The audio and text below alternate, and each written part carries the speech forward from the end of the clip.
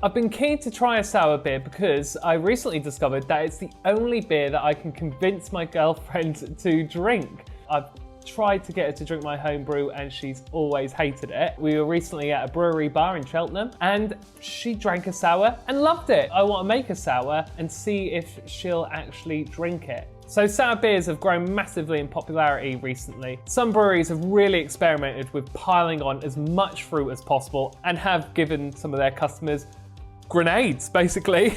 So what makes a sour beer different to a normal beer is that you intentionally use bacteria to encourage sour tartness to a beer. You do also add yeast so that you can get the alcohol, but the bacteria is what's giving you the sour taste. The most common bacteria used for this is something called lactobacillus. The way that I'm going to be brewing this as well is by using a method called the kettle souring method, which allows you to use your brew in the bag equipment without wrecking any of it with the introduction of bacteria. The specific style of sour that I'm going to be trying here is a relatively modern one called a Midwest fruit tart. I first learned about this on a Hops and Gnarly video, which should be up there. So with that all in mind, let's get brewing.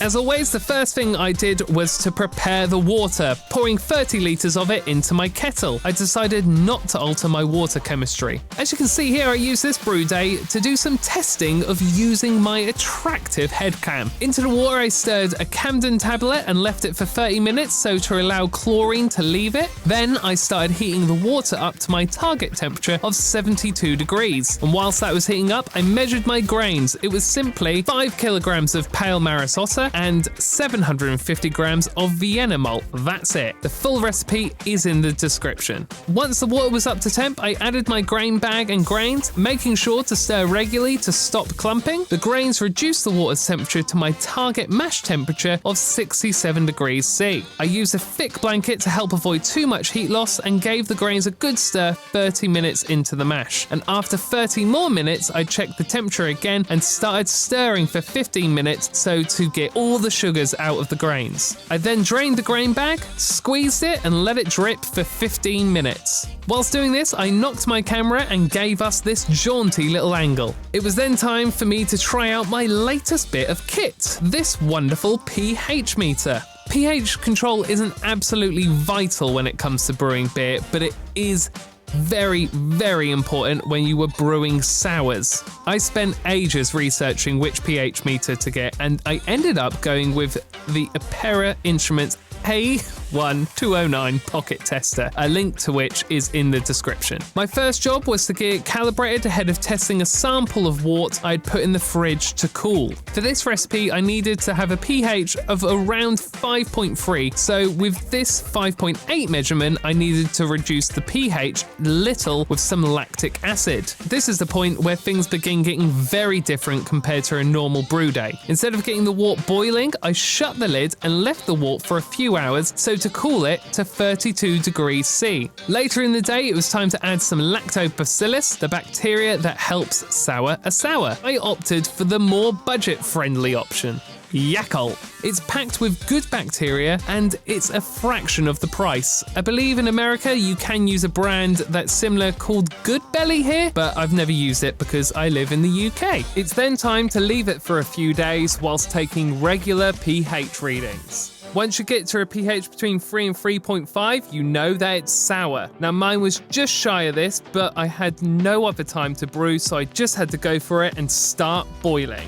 This is a really good time to taste the wort and see if it's souring and to see if there's any off flavors. Fortunately, mine tasted great and sour, so whilst I was heating it up to a rolling boil, I got my hops ready. This requires a very small hop addition of 15 grams of Chinook, which is boiled for the whole hour. To be honest, you can put any hop here really at this stage. It's a very, very minor part of the flavouring. Once the water was boiling, it was time to start the 60-minute boil. The great thing with kettle souring is that boiling everything in the same vessel as what it's soured in means that the equipment will not get infected. It also means that the wort won't later on infect my fermenter with bacteria, as all that bacteria will get killed off when I boil it. Once the hops were in, there was very little to do apart from prepare some yeast nutrient and Irish moss. 15 minutes before the end, I added my copper cooling coil, so to sanitize it, and 10 minutes before the end, I added Irish moss to make the final beer clearer, and yeast nutrients, so to ensure a healthy fermentation. At the end of the 60-minute boil, I then cooled the wort down to 40 degrees Celsius and added it to the fermenter. In went my Kveik Voss yeast, and after a bit of a shake, I put it on a heat pad and left it to ferment for a week before the next stage. The next part of the process is adding the fruit to the fermenter. I use 3 large packets of mixed frozen berries for this sour. Most frozen fruit doesn't have any nasty additives, which could be bad for your yeast, but make sure you do read the ingredients. After the fruit was blended, I then added Camden tablets, so to kill off anything which might infect the beer. You need 1 Camden tablet for every 500 grams of fruit, and once mixed in, you must leave it sealed for 24 hours in the fridge. I wrongly used some sanitized tin foil here, as at the time I had no tubs big enough for it all. I do have one now. I believe this is why some of my fruit went slightly brown over the 24 hours. The next day is when you finally get to introduce your fruit to the beer. My original plan here was to put all the fruit into the sanitized mesh bag, but in the end, my bag was way too small, so I was forced to pour the juice straight in. I ordered a much bigger one straight away, so to avoid drama in the future. 3 weeks later, it was time to bottle. I was delighted when I first opened the fermenter to see no infection. Because I was not able to use that mesh bag, I had to be quite creative and use this hop spider ahead of bottling, so to help avoid the seeds making their way into the final product. And after all of that, it was time to bottle my sour and wait a couple of weeks before finding out if I had something that was remotely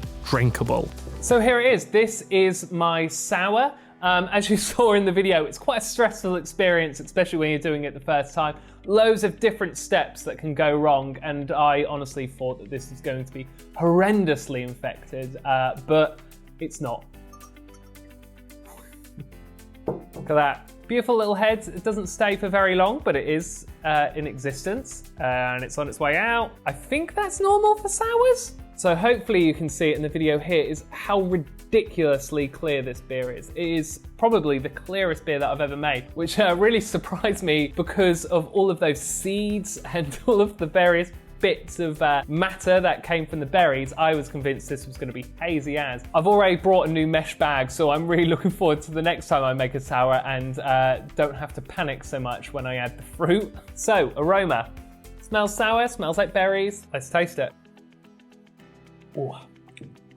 It's tart. It tastes like berries. It's drinkable. This really is a surprise to me. I honestly thought that I was going to make a very bad beer here. Me and Charlotte have had a few of these, and she has enjoyed it. It does mean that I now need to make more sours in the future, so to make sure that she's always got some on the go. I think its color is absolutely gorgeous. I love it. It's like a nice cherry red. The blend of berries that I got from Aldi were really nice for this. I probably would recommend using them, certainly because they were the cheapest berries there. So if you're trying this for the first time, then you should definitely use those. The Yakult did what it was meant to do and soured it. There's no like off sour taste, so it does feel like the lactobacillus in the Yakult did its job, soured it in the correct way. Really pleased, because there's so many more steps. This is not an entry-level bit of brewing. In fact, it's probably the most complicated recipe I've ever followed, just because there's so many moments that you can absolutely wreck the whole thing. The Kveik yeast did its job. I love Kveik. You may have noticed from my other videos, I almost exclusively use Kveik Voss, and so far I've found nothing that yeast is not capable of. A few things that I would change. I think if I did this same berries, I maybe would increase the number of berries that I used. You know, really give it a fruity punch. I would definitely change the fruit, just